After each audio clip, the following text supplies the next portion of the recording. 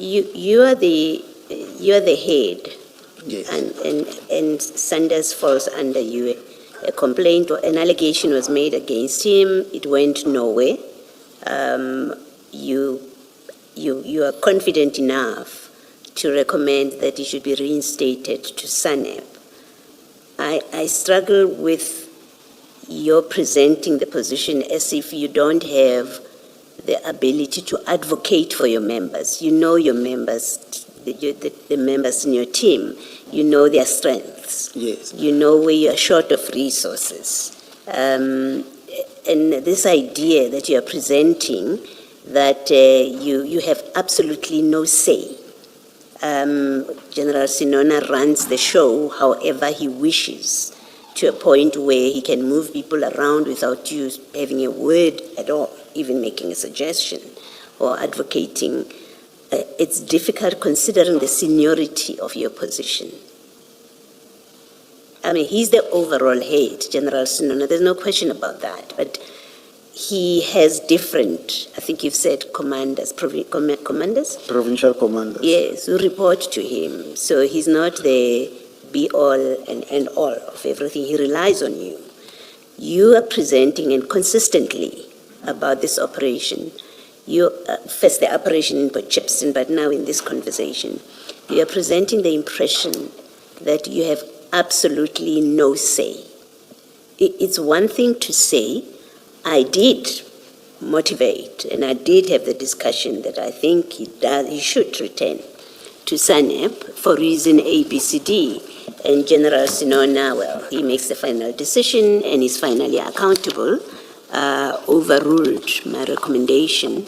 That's a different scenario than having someone of your seniority who says, well, I was following instructions. I said the man should be returned, and I don't know for what reason General Senona decided he must go to EPR, but hey, it was an instruction, and there was nothing more I could say.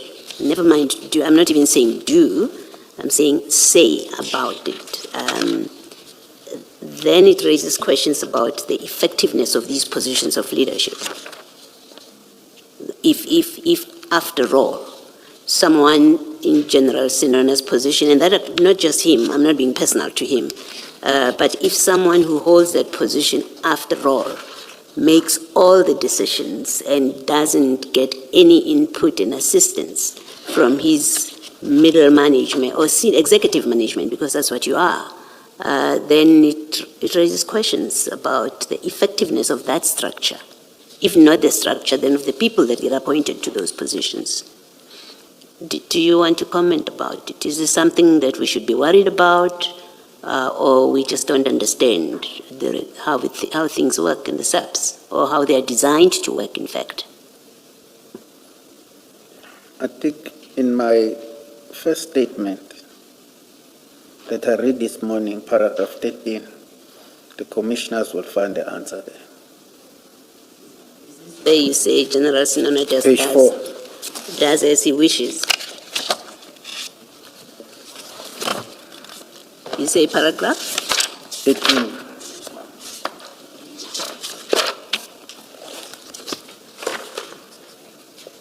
Okay. He was not someone who consulted when he made decisions. Is that what you're referring to? Yes.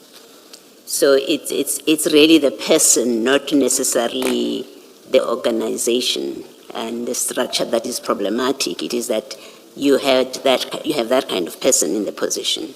Yes, and I think other colleagues from my province in the TPCI can concur with me. Okay. Thank you. Brigadier, my concern is about you. You did not even ask for a reason. I understand that General Senona makes his own decisions. He does not consult. But Sender comes to you and says, I want to go back. You communicate his request to General Senona. General Senona says, no, he must go to the economic crimes section. You don't ask why, because he's more effective at SANEP. So this is on you, because you were asked, do you know why? And sitting here today, you don't know, you don't have a reason, which means you did not even inquire for yourself so that you are informed, and you are aware what the reasons are. You just accepted that a decision was made and you left it there. Commissioner, as I have stated in paragraph 13 of page 4 of my statement, it's very difficult to engage with someone whom you know you're not going to win. No, but you did not even try. See, that's my concern. A request was made to you. Yes. You passed it on to General Senona. He makes a decision which is contrary to the request. Now, if you had to give feedback to sender, and he asked you, what is the reason? You would have nothing to say to him because you did not make the inquiry. And that's really my concern. I hear. And Commissioner Baloy's point, people in your leadership, without being insubordinate, just to understand the reason for the decision, making those inquiries is important. Thank And even motivating for members of your team. I had understood, and I could be wrong, I had understood from Sanders' evidence that in some instances when he applied for a promotion, you actually supported it. And ultimately he was unsuccessful, but you did motivate that he should be promoted to a particular role. So even here, it makes me wonder whether you simply made a request to General Senona or you actually motivated for his return to Senona. Because those are two different things. Simply making a request and strongly supporting and motivating something are two completely different things. I hear, Commissioners. You take the point, or do you want to disagree with me? Nothing I say is gospel, so if you disagree, you can say, I don't agree with you. Commissioner Kumar, I hear you.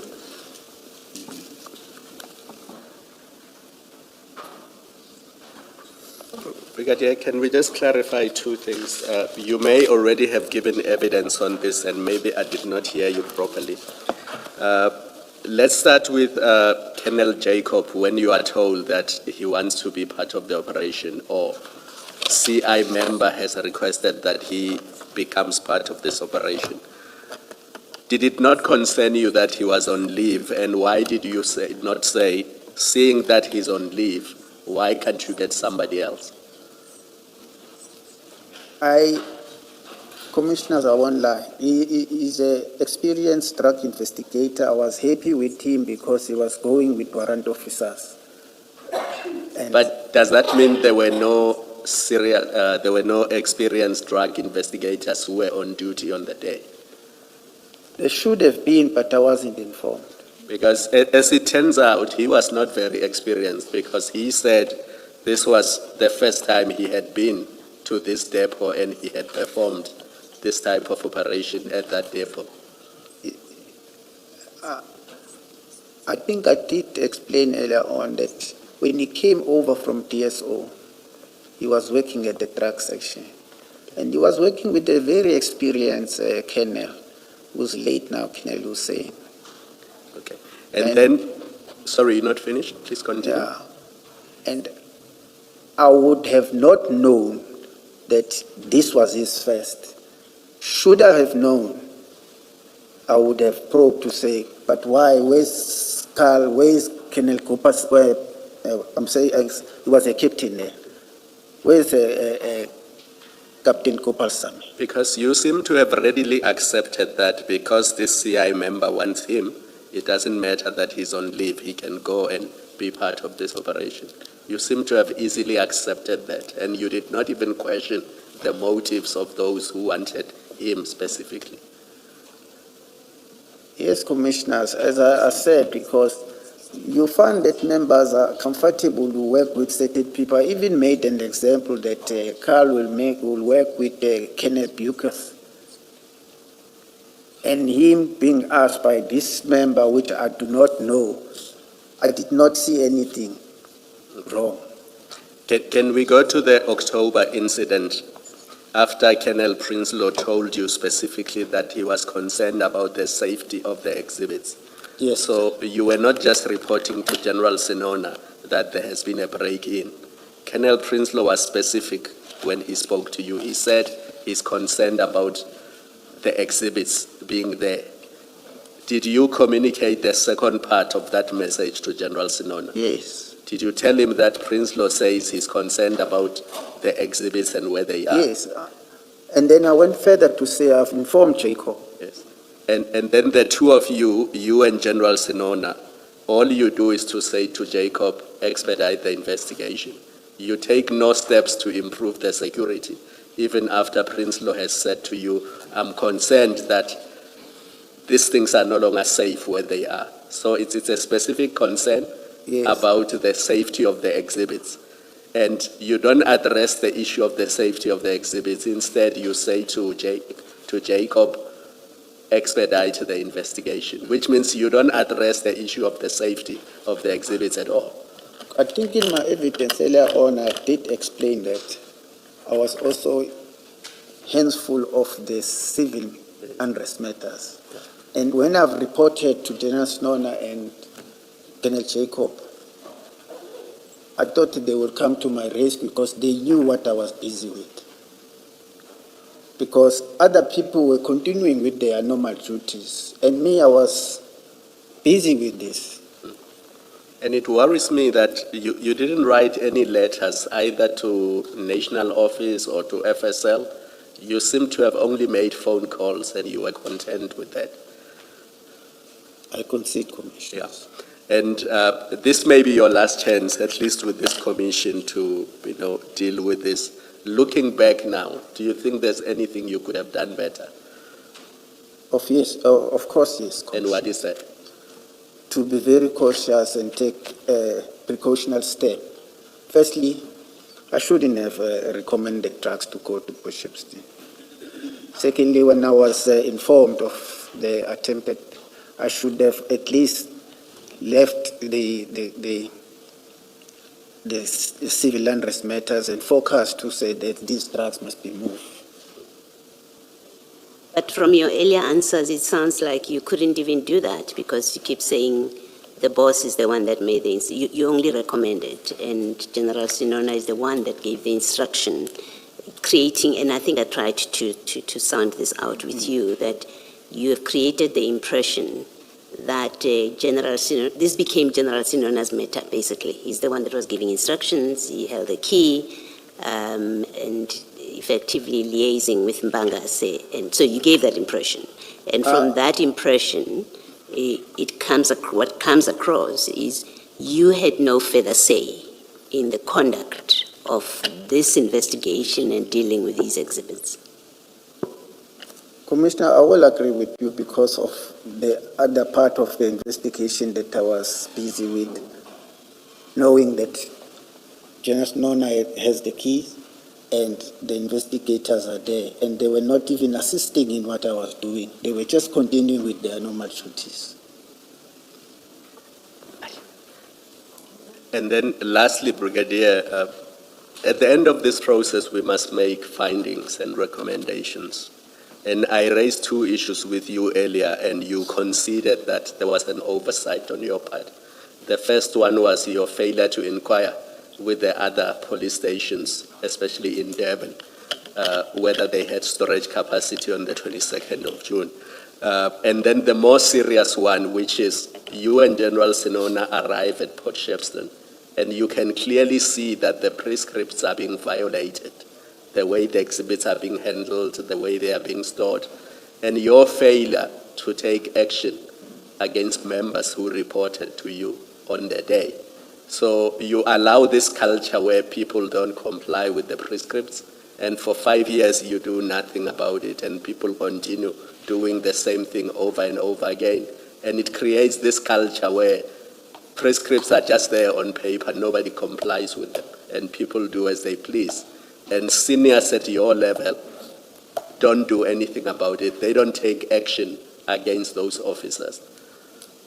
I consider those two to be quite serious, and I want to hear from you in conclusion what your position is on what I've just said, because at the end of the day, we must make recommendations, and we need to deal with these issues in the recommendations. So very briefly, is there anything you want to say on the two issues I've raised with you where you considered that there was oversight on your part? Commissioners, I can't change what has happened.